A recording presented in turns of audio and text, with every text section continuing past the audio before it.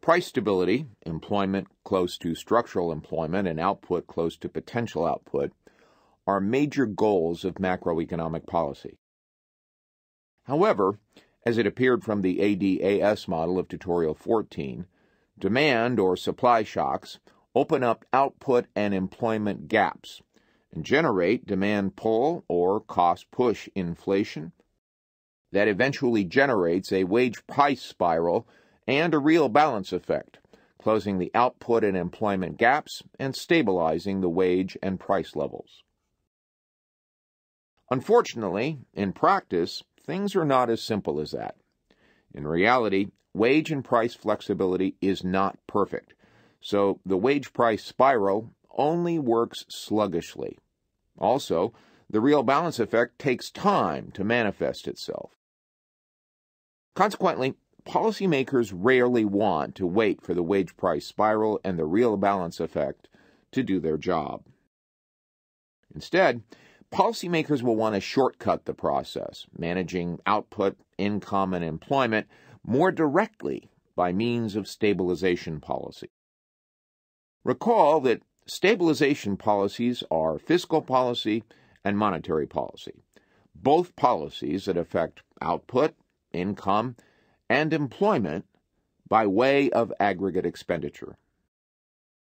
Fiscal policy affects aggregate expenditure, AE, by way of taxes, T, and government expenditure, G, while monetary policy affects AE by way of the interest rate, I.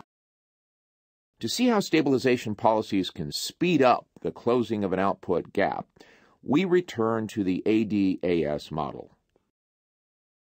Recall the AD relation from Tutorial 13. Recall also that these terms are the AD curve's intercept with the graph's horizontal axis. Now we focus on fiscal policy, that is, on taxes and government expenditure.